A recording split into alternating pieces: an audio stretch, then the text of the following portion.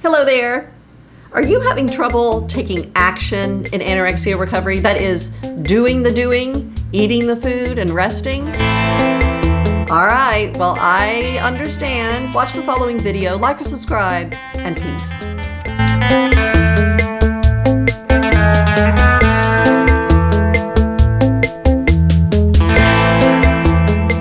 Hello there, my name is Billy Juliana. I'm 49 years old and I have a 40-year history of dealing with anorexia nervosa, and I'm currently following the recovery methods espoused by Tabitha Farrar, Kayla Rose Katecki, and Elisa Orris. And today's video is going to be very short. I just want to ask, what will it take to make you do the doing of recovery? That is, eat the food and rest. That is, eat the substantive food, not just the safe food, the substantive food, your fear foods, challenge yourself, and also change up the routine. Switch up the timing that you eat the food and actually just go all in. What's keeping you from doing that?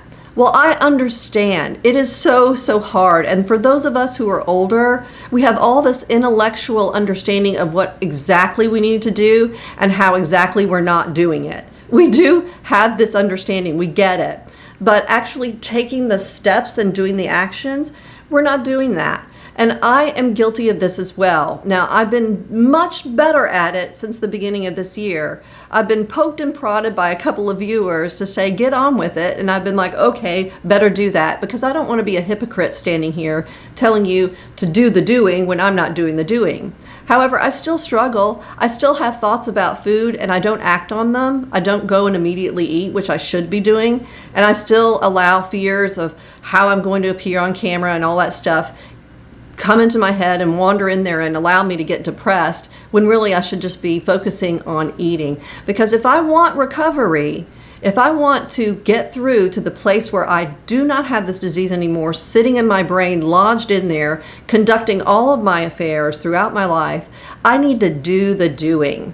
And so one thing I'm committing to is actually eating upon first waking up, because I have a problem with taking a shower that lasts a couple of hours before I actually eat breakfast. This is a weird thing. Showers do not last 2 hours. Now, I'm not in the water for 2 hours, but I have to clean my entire bathroom after the doing of the shower.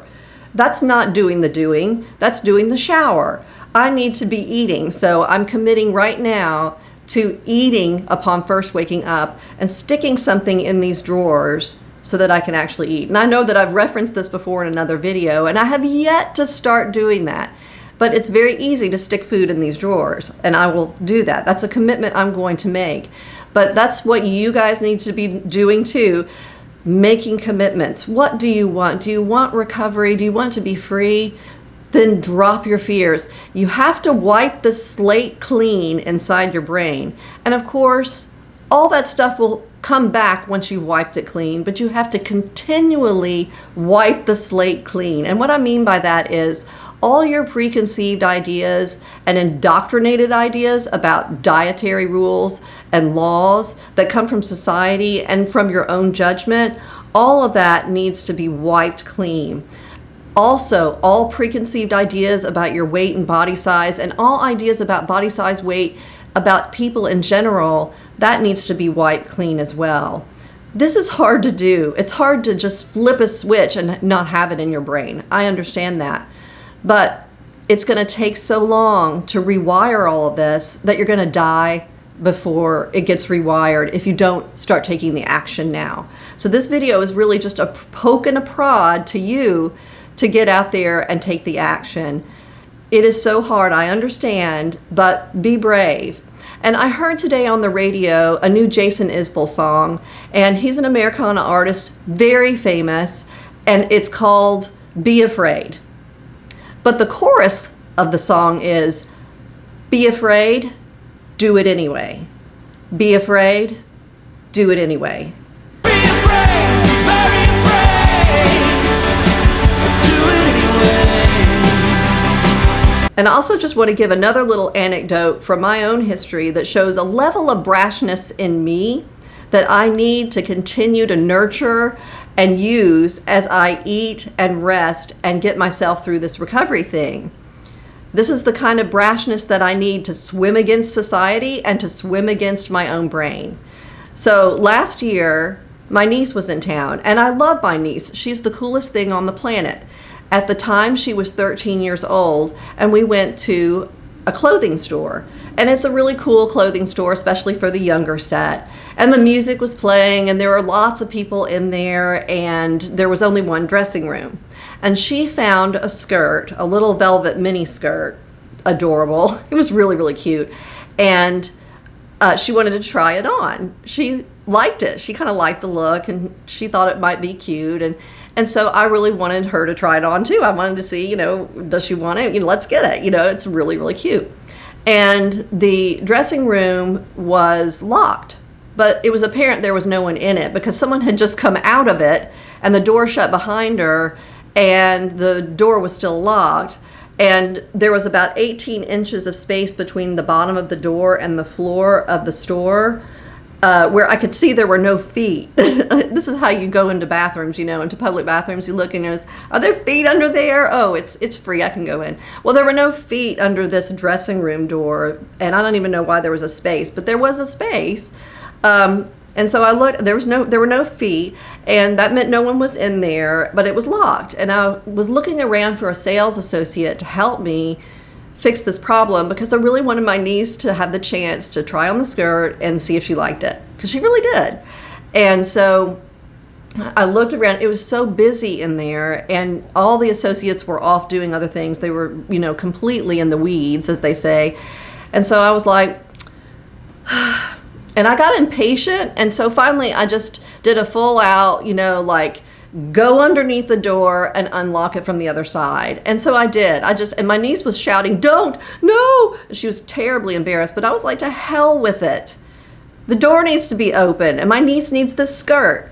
I want this badly for her, and I want it badly enough to risk being the total and complete fool that I was and make a complete jerk out of myself in the middle of the store by totally getting down on the floor. Now, I didn't realize that I'm 49 years old at this point, and I'm having to go under an 18-inch limbo bar here. Now, I wasn't going under it backwards, but I was going forwards, and I'm just not as limber as I used to be, and so it ended up being kind of a belly flop. I ended up completely flopping onto the floor and crawling on the floor, basically inching my way through to get to the other side.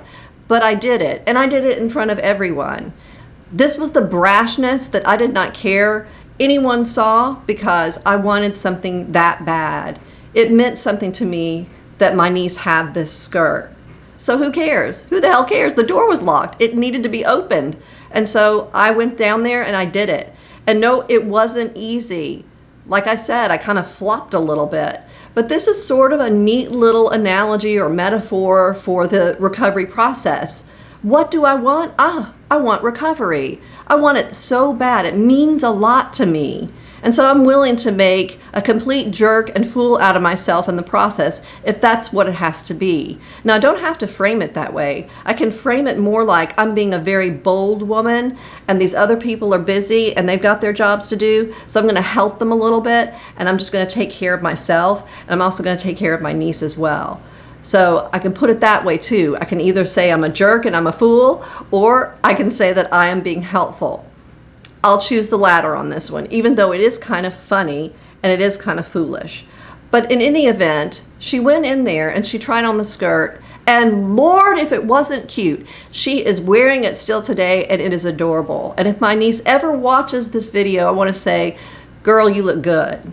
So, okay, now I just want to get back to the topic, and that is, let's do the doing. I'm going to show a little bit of footage of what I mean by substantive food, by the way, and these just happen to be foods that I like, but this was a snack that I ate recently, and it was just a snack, and it was hard for me a little bit because I was kind of like, this is going to make me full, and I want to eat dinner like an hour after I ate the snack. And, I had all that chitter chatter going on that's like, oh, well, this is going to mess up dinner, and then it's going to mess up my late night snack because I'm going to be full now. But all that needs to be wiped clean, just like I said, just wipe it clean, because I need to get recovered. And if I want this food now, I eat it now. And I do want to eat first thing in the morning. This waiting around business is all anorexia. So I need to put food in these things behind me and just grab it when I get up in the morning. One day I might put a camera up and make myself film myself getting out of bed and put it onto YouTube. That would not be a pretty sight, but it will be a demonstration of just how committed I am. So I might try that. But I'm just going to run a little bit of footage of this snack that I had recently to show you what I mean by substantive food, by like a snack. And if you've seen this kind of thing, if you've seen any of my other videos before, this is my wheelhouse. This is where I am right now in terms of my eating. Although my eating has changed a little bit, I do crave less of the sweet stuff, but still this is the kind of snack that I like. So I'm just going to run that.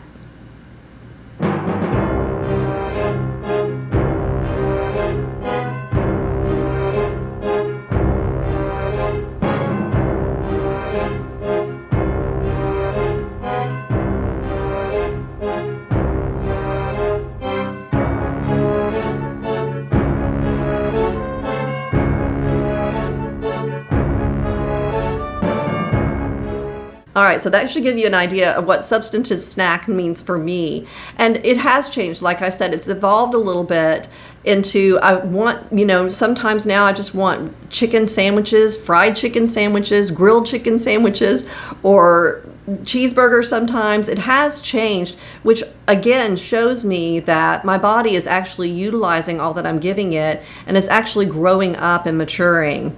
It's catching up with the intellectual maturity of my brain. Now the emotions and stuff are still lagging behind.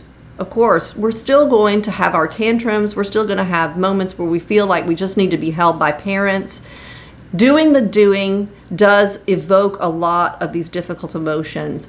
Don't be afraid of them, because the end result is you want to get that door open. You want to be free, okay? So you're willing to go all out to be free and eat that kind of food, or if you don't like that kind of food, eat something just as substantive, but that is in your own wheelhouse, okay? So this was just a short video to spur people on. Older people, you can do this.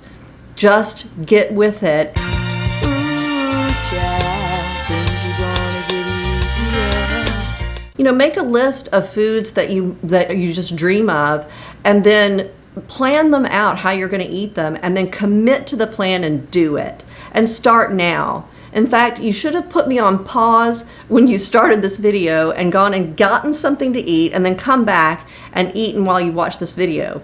But if you didn't, then put me on pause now, or just click off and go eat. That's what I would prefer, is for you to get recovered. Okay, so it is an uncomfortable process. I understand that, but we are all going to get through it. So let's all chill and take some action. So eat unrestrictedly, rest for a prolonged period, take care, and peace. Until next time.